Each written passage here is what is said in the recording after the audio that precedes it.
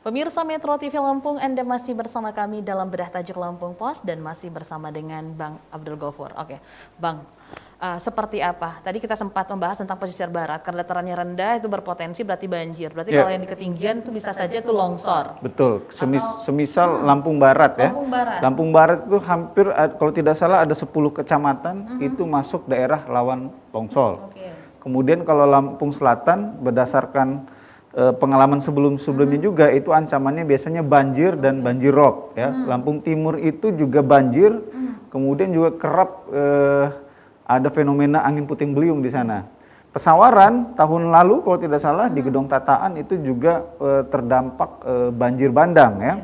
Begitu juga dengan Tanggamus, beberapa kecamatan di sana, semisal di daerah Semaka itu biasanya menjadi langganan banjir bandang ketika Wais Semaka hujan tinggi, Wais Semaka meluap ya. Kemudian biasanya mereka mendapatkan kiriman air dari atas gitu ya. Nah, sebenarnya ini sudah ada peta bencana di Provinsi Lampung. Cuma yang menjadi persoalan adalah apakah pemerintah itu siap menghadapi bencana? Karena kadang-kadang peringatan sudah diberikan, warning sudah disampaikan, bahkan analisis data secara detail, secara lengkap, daerah mana, kecamatan mana, kelurahan apa, potensi bencananya apa, itu sudah ada petanya, tapi kadang-kadang ya kita abai. Oke, sebenarnya memang kalau badai ataupun apapun yang terjadi gitu ya, bencana itu sebenarnya tidak bisa dihindari, tapi sebenarnya kita bisa mengurangi akibatnya misalnya seperti itu. Atau apa sih yang sudah dilakukan oleh pemerintah terkait Kak Ago untuk mengantisipasi hal ini, paling tidak meminimalisir gitu untuk terjadinya hal ini?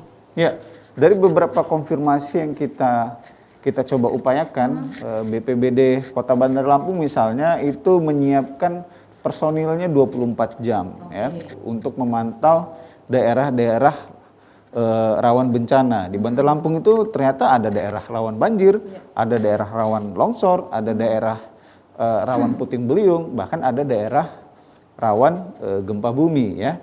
Nah, daerah-daerah rawan ini terutama banjir dan longsor itu pihak Pemkot Bandar Lampung sudah menyiapkan personil selama 24 jam ya. Di mana 70 orang itu secara rutin memantau ya daerah-daerah rawan itu, apalagi kalau intensitas hujannya udah di atas 30 menit.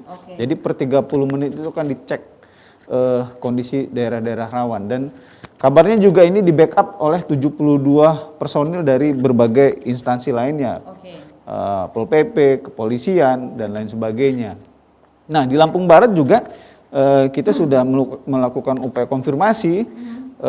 Di sana karena daerah rawan longsor itu paling tidak ada 3 titik ya, itu dipasang alat pergerakan tanah. Jadi ketika ada pergerakan tanah, langsung terdeteksi, langsung peringatan diberikan kepada masyarakat sekitar ya.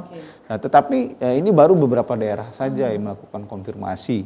Ada beberapa daerah lain yang sebenarnya sudah melakukan persiapan, kayak Pesawaran pasca banjir bandang tahun lalu mereka mulai menormalisasi sungai. Cuma memang kalau kita lihat di sini adalah kayak misalnya di Lampung Barat ya. Alat yang dipasang itu kalau tidak salah baru 3 ya.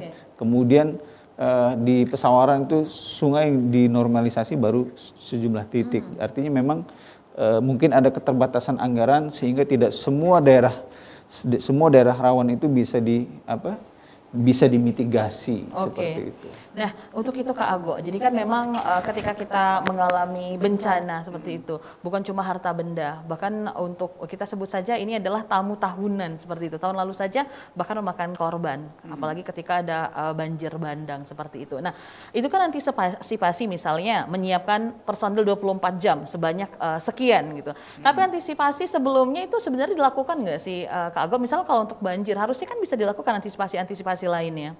Nah, antisipasi benar bencana itu tidak bisa kita prediksi secara presisi kapan akan datang. Tetapi benar kata Nana, antisipasi itu bisa dilakukan jauh-jauh hari. Misalnya banjir itu bagaimana cara mengantisipasinya? Misalnya meningkatkan daya serap daerah resapan air ya, terutama di bagian hulunya. Kemudian yang kedua apa? Mengurangi hambatan-hambatan saluran air ya, baik itu pendangkalan sungai yang menjadi dangkal ataupun drainase siring yang itu tersumbat. Nah, ini dibersihkan semuanya. Kemudian sungainya itu dinormalisasi ya.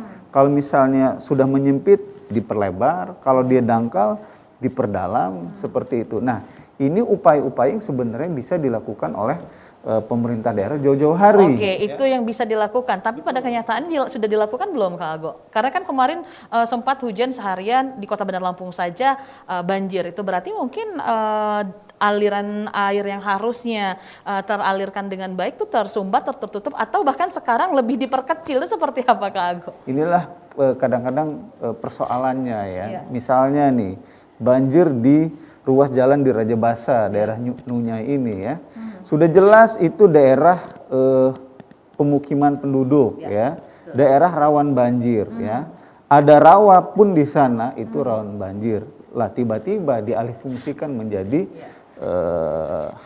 bangunan ya.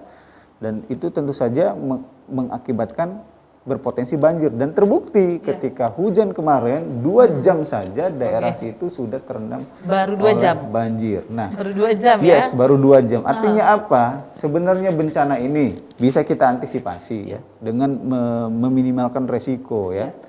Mengurangi kerentanan alam ya, sungainya dinormalisasi dan lain sebagainya. Kedua apa? Kebijakan pembangunan yang dilakukan oleh pemerintah daerah juga harus melihat dari sisi perspektif ekologis. Apakah pembangunan ya kan ini bertentangan atau berlawanan dengan kebutuhan menjaga alam ya. Kalau justru berpotensi menimbulkan banjir, sebaiknya ya pembangunan itu dialihkan ke daerah lain ya. Jadi sebenarnya banyak upaya yang bisa dilakukan pemerintah untuk meminimalisir terjadinya bencana alam. Longsor misalnya ya, kayak contoh yang sudah diangkat oleh Lampung Pos hari ini ya. Ini terjadi longsor ya di daerah tebing ya. Kabarnya karena memang pondasinya tidak terlalu kuat ya. Kalau misalnya pondasinya itu dimaksimalkan ya mungkin bencana bisa diminimalisir. Oke, itu memang bencana tidak bisa kita hindari, paling tidak kita bisa mengantisipasi atau meminimalisir akan dampaknya seperti itu, Kak Ago ya. Dan ini adalah menjadi perhatian masyarakat dan juga pemerintah tentunya. Oke, Kak Ago, nanti kita kembali untuk membahas trending topik apa saja yang ada 3 platform Lampung Pas lainnya. Pemirsa Metro TV Lampung, jangan kemana-mana, kami akan kembali sesaat lagi. Tetaplah bersama kami.